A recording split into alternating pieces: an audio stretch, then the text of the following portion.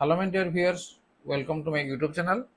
आज आम आलोचना करवा जे जो माने स्पेशल ओटीटी 2025 जो माने देवाक जाउछंती सेमानक पई जे वीडियो निश्चित भाव इंपोर्टेंट रहिबो काना ये हूँ ओडिया विभाग एवं जोड़ा कि आमर परीक्षा 30 नंबर प्रश्न आसीबो। तेणु 30 नंबर प्रश्न निश्चित भाव में इंपोर्टेंट कहीं 75 नंबर रे आमर पास जेहेतु रोजी। तेणु ओटीटी पास करिया हेले अति कम 75 नंबर एवं जनरल जदि होइथिबे ताहले 90 नंबर दरकार होची। तेणु सेतिपई ता पूर्व निजको आम प्रिपेरेसन करनेबा जे ओडिया विभाग ग्रामार्स जोगुड़ा कहुची। तेणु से ग्रामार जो प्रश्न गुड़िक आसो तेणु किसी संभाव्य प्रश्न को आम ये आलोचना करनेबा एवं ता पूर्व जदि चैनल को नुआ आसे सब्सक्राइब करने ता नोटिफिकेशन बेल को मध्य ऑन कर लियो। देख ये आमर चारोटी संभाव्य उत्तर रहिबो एवं ता भीतर गोटे उत्तर रहिबो ठीक। तेणु ठीक उत्तर टी आम बाछि ताकू लेखिबा। देखो प्रथम प्रश्न आम जीवा जे भाषार सर्वनिम्न एकक कौन? शब्द, वर्ण, पद, ध्वनि। तेणु भाषार सर्वनिम्न एकक तेणु कोड़ा ना ध्वनि ये हूँ भाषार सर्वनिम्न एकक। ध्वनिर लिखित रूप को कौन कहा जाए? ध्वनिर लिखित रूप को कौन कहा जाए? पद, भाषा, लिपि, ध्वनि। निश्चित भाव में ध्वनिर लिखित रूप को आम कहवा लिपि बोली कहवा। तेणु सी हूँ सठिक उत्तर। ध्वनिर प्रतिनिधित्व करुथिबा लिपि को कौन कहा जाए?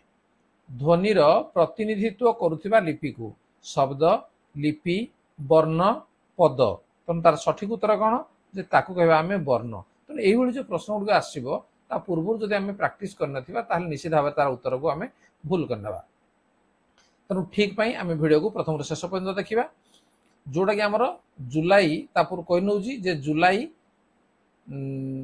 2025 जोटा कि 20 तारीख 20 जुलाई 2025 एवं जोटा कि आमर स्पेशल ओटीटी ओडिशा रे हेबाकू जाउची। तेणु जो मैंने फर्म फिलअप कर प्रश्न को निश्चित भाव में प्रथम शेष पर्यंत देखि नियो। ध्वनिर प्रतिनिधित्व करुवा लिपि को कौन कह जाए? ताकू वर्ण बोली कह जाए। जो स्वरध्वनि उच्चारण बेले जिह्वा और ओठरे परिवर्तन होता है ताकू केउ स्वर कह जाए? जिह्वा एवं ओठरे परिवर्तन होता है संयुक्त स्वर, शुद्ध स्वर, असंयुक्त स्वर, अशुद्ध स्वर। तेणु तार उत्तर है संयुक्त स्वर ताकू बोली कह जाए। जो ध्वनि स्वरध्वनि बिना साहाय्य उच्चारित हो पारे, स्वरध्वनि बिना साहाय्य उच्चारित हो पारे नहीं नहीं लिखाई जेडी नहीं ताकू केउ ध्वनि कह जाए? व्यंजन ध्वनि, स्वरध्वनि, संयुक्त ध्वनि, शुद्ध ध्वनि। तेणु तार उत्तर है कौन जे व्यंजन ध्वनि बोले ताकू कह जाए स्वरध्वनि बिना। व्यंजन वर्ण को स्पर्श अनुसार केतोटी वर्ग रे विभक्त करा जाइछि? केतोटी वर्ग रे विभक्त करा जाइछि व्यंजन वर्ण को स्पर्श अनुसार? या हम देखिबा 4टी, 5टी, 6टी, 7टी। ताले केतोटी वर्ग रे? नहीं 5टी वर्ग। क वर्ग, च वर्ग, क च ट त प हला 5टी वर्ग रे विभक्त करा जाइछि। एक बा एकाधिक अक्षर मिसी कौनसी अर्थ प्रकाश करुथिले ताकू कौन कहती? एक बा एकाधिक अक्षर मिसी कौनसी अर्थ प्रकाश करुथिले ताकू आमे शब्द, वर्ण, पद, ध्वनि। ताकू आमे कौन कहबा? ताकू आमे शब्द बोली ताकू आमे कहबा। एक बा एकाधिक अक्षर मिसी जो अर्थ प्रकाश करुचंदी ताकू आमे शब्द बोली कहबा। नेक्स्ट, वाक्यर प्रत्येक अंश को कौन कहती? वाक्यर प्रत्येक अंश को आमे ठीक भाव एक प्रश्न को पढ़िबा। उद्देश्य, विधेय, शब्द, पद। तेणु तार सठिक उत्तर कौन जे पद। वाक्यर प्रत्येक अंश को पद बोली कह जाए। वाक्यर सर्वनिम्न एकक को कौन कहती? वाक्यांश, खंडवाक्य, पद, शब्द। तेणु तार सठिक उत्तर है कौन? पद। सर्वनिम्न एकक ताको आमे पद बोली आमे ताको कहबा। ट वर्ण को केउ वर्ग कह जाए? कंठ्य, मूर्धन्य, दंत्य, ओष्ठ्य। ट ट देखो बारंबार आमे कहबा ट कहले कोडी आसु देखियो जे मूर्धन्य ट ट तो नियला मूर्धन्य वर्ग बोली ताको कह जाए। ब वर्ण केउ वर्गर अंतर्गत? ब ब निजे पाटिरे कहले जना पड़िबो। ब ओष्ठ्य, दंत, दंत्य, कंठ्य। तेणु यार सठिक उत्तर हूँ ओष्ठ्य। ब कहला बेलू ओठ न लगे आम कही पारानी ब ओठ को न लगे निजे मध्य देख जे ओठ लगुच से ओठ लगे ब कहला बेले तेणु ये ब वर्ण च वर्गर वर्ण गुड़िक कौन आम क ख ग घ ङ च छ ज झ न्य ट ठ ड ढ जानी तेणु च वर्ग कहला माने च ढु आरंभ हो च छ ज झ न्य तेणु कोड़ा हूँ आमर जे ए ये हूँ आमर च वर्गर वर्ण गुड़िक स्वर वर्णर सांकेतिक रूप को कौन कह जाए स्वर वर्णर सांकेतिक रूप को ठीक भाव आम बुझा फला मात्रा शब्द रूपक कौन कह आम जे या आम कह मात्रा स्वर वर्णर सांकेतिक रूप को आम कह मात्रा जमीक आकार हर्षईकार दीर्घईकार नेक्स्ट नंबर 14 व्यंजन वर्णर सांकेतिक रूप को कौन कह जमी स्वर वर्णर सांकेतिक रूप को आम कहले